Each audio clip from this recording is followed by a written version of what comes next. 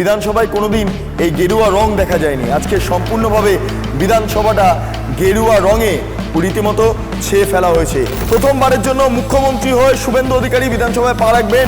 বিধানসভা নতুন মন্ত্রিসভাকে কার্যত কাছে টানতে প্রস্তুত হয়ে গিয়েছে। রাজভবনে কে রয়েছেন? রাজভবনে রয়েছেন শুভেন্দু অধিকারী।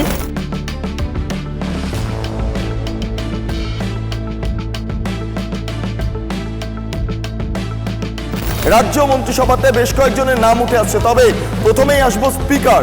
দায়িত্ব দেওয়া হতে পারে তাপস রায়কে। মার্শাল তার সঙ্গে পুলিশ আধিকারিকের মিটিং চলছে এই ভিতরটাতে।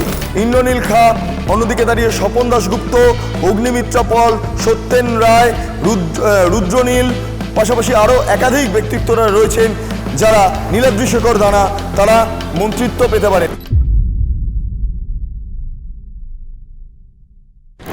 নমস্কার, আপনারা দেখছেন বেঙ্গল লিবার্টি। আমি বিট্টু রায় চৌধুরী। এই মুহূর্তে বিধানসভার রং আপনারা দেখতে পাচ্ছেন সম্পূর্ণভাবে গেরুয়া হয়ে গিয়েছে এবং আগামীকাল মুখ্যমন্ত্রী শুভেন্দু অধিকারী তিনি আসতে পারেন বিধানসভায়। সেই কারণের জন্য আগাম প্রস্তুতি নিচ্ছে রাজ্য বিধানসভা। এই বিধানসভার পরিবর্তনের পর প্রথমবারের জন্য মুখ্যমন্ত্রী হয়ে শুভেন্দু অধিকারী বিধানসভায় পা রাখবেন।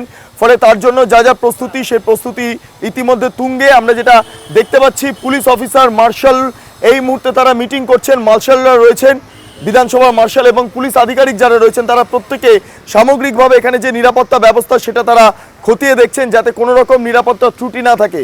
বিধানসভাতে আমরা দেখতে পাচ্ছি গেরুয়া রঙের পারলাইট দিয়ে সামগ্রিকভাবে গেরুয়া রঙে ছেয়ে দেওয়া হয়েছে এই বিধানসভা এবং জাতীয় পতাকার যে রং সেই রঙে ওপর থেকে আলোর যে ছটা তা আমরা চাক্ষুষ করতে পাচ্ছি।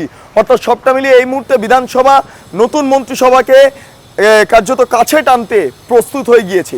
ফলে মন্ত্রিসভায় কে কে আছেন না আছেন সেটা নিয়ে নানা রকম কথা উঠছে, প্রশ্ন উঠছে। এক্ষেত্রে জানিয়ে রাখি আপনাদের, রাজ্য মন্ত্রিসভাতে বেশ কয়েকজনের নাম উঠে আসছে, তবে প্রথমেই আসবো স্পিকার। স্পিকার হিসাবে কাকে দায়িত্ব দেওয়া যেতে পারে?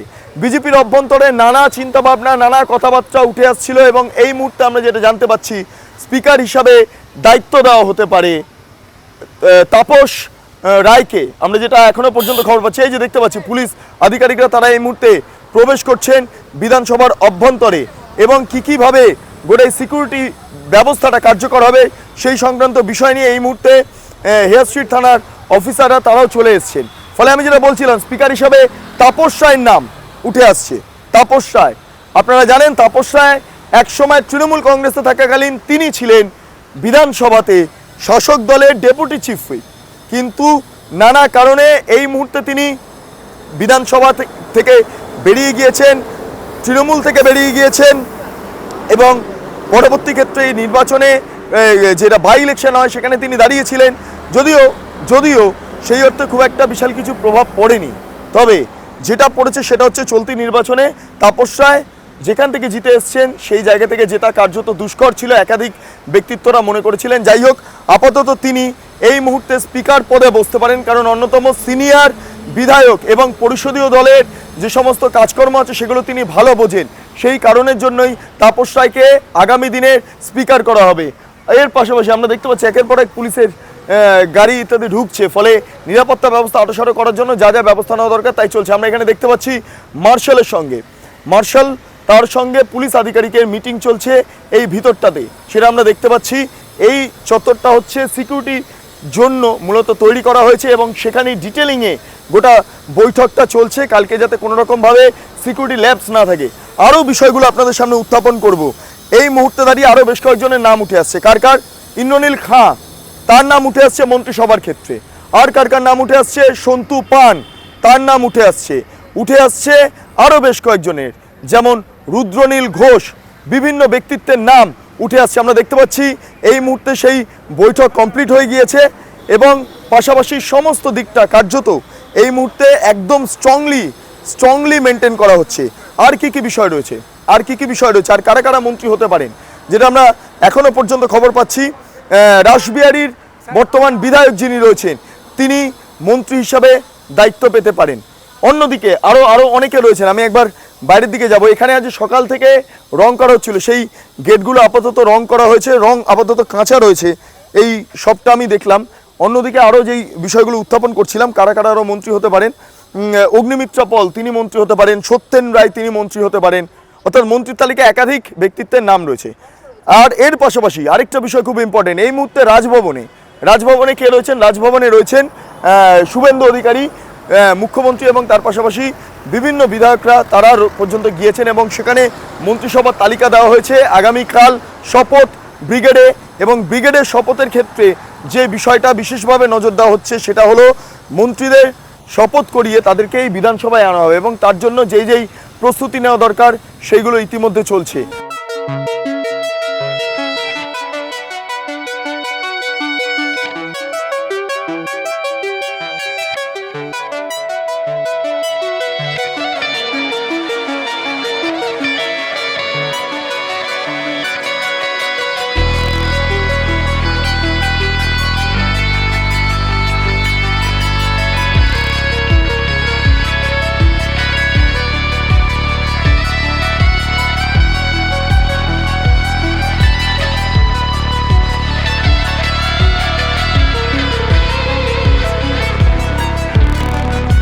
আপাতত বিধানসভার বাইরের কিছুটা ছবি দেখাবো।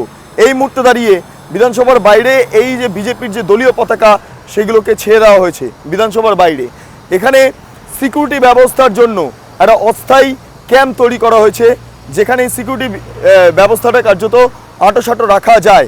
এবার নতুন ক্ষেত্রে আমরা যেটা জানতে পারছি, রাজ্যপাল কোন গেট দিয়ে ঢুকবেন। রাজ্যপালের বিধানসভায় ঢোকার ক্ষেত্রে 3 নম্বর গেট ব্যবহার করা হতো, যেই গেটটা খুব ইম্পর্টেন্ট গেট, যেখানে মমতা বন্দ্যোপাধ্যায় মুখ্যমন্ত্রী থাকাকালীন তিনি বিধানসভায় ঢোকার জন্য এই গেটটা ব্যবহার করতেন। সাধারণত নর্থ গেট বা টাউন হল গেট থেকেই মুখ্যমন্ত্রী বিধানসভায় প্রবেশ করতে পারতেন, এটা বিধানসভার যে বুলেটিন আছে সেখানে উল্লেখ করা হতো, কিন্তু সেইটা মমতা বন্দ্যোপাধ্যায় মানেননি।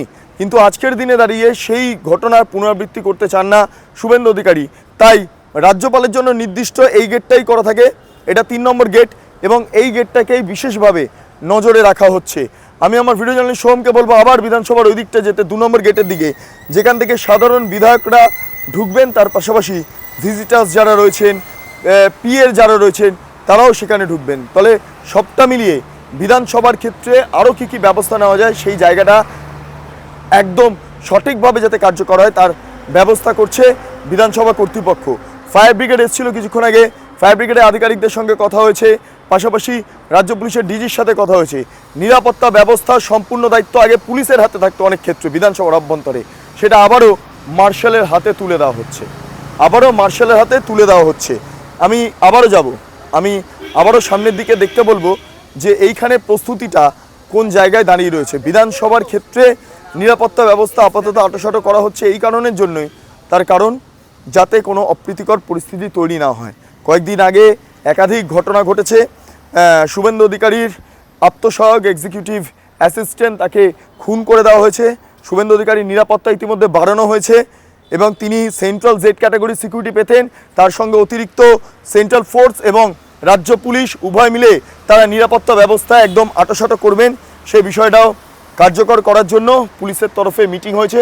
সবটা নিয়ে বিধায়কদের নিরাপত্তা এবং মুখ্যমন্ত্রীর নিরাপত্তা বিধানসভার অভ্যন্তরে যাতে সঠিকভাবে হয় তার দায়িত্ব মার্শালের হাতে বর্তে দেওয়া হয়েছে এবং মার্শালই সমস্ত নিরাপত্তা বিষয়টা তারা খতিয়ে দেখবেন। এই হলো এই মুহূর্তের সবচেয়ে গুরুত্বপূর্ণ খবর। পাশাপাশি মন্ত্রিসভার তালিকায় কারা কারা রয়েছেন সে বিষয়টা উল্লেখ করলাম।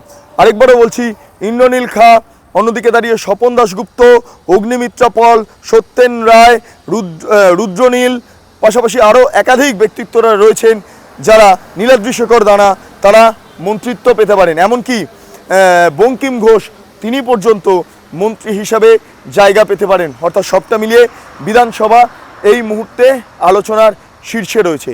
আরও আলোচনার শীর্ষে এটাই যে বিধানসভায় কোনোদিন এই গেরুয়া রং দেখা যায়নি, আজকে সম্পূর্ণভাবে বিধানসভাটা গেরুয়া রঙে রীতিমতো ছেয়ে ফেলা হয়েছে। এই হচ্ছে বর্তমানে ছবি বিধানসভার অভ্যন্তরে এবং বাইরে। নিরাপত্তা ব্যবস্থা আঁটোসাঁটো করার জন্য যা যা তথ্য আপনাদের সামনে তুলে ধরলাম, পাশাপাশি অন্যদিকে যেই মন্ত্রিসভা কারা কারা থাকবেন না থাকবেন সে বিষয়টা আপনাদের সামনে উল্লেখ করলাম। সবটা মিলিয়ে এই প্রতিবেদন আপনাদের কেমন লাগলো অবশ্যই কমেন্ট সেকশনে জানান। আপনারা এতক্ষণ ধরে দেখছিলেন বেঙ্গল লিবার্টি। চ্যানেলটি অবশ্যই ভালো লাগলে লাইক করুন, সাবস্ক্রাইব করুন, শেয়ার করুন, বেল আইকন ক্লিক করুন, www.bengalliberty.com, সেখানে ক্লিক করুন। সমস্ত খবর আপনাদের জন্য সাজানো রয়েছে স্বাধীন, কাঁচিন এবং গেরিলা সাংবাদিকতার পাশে দাঁড়ান। অসংখ্য ধন্যবাদ।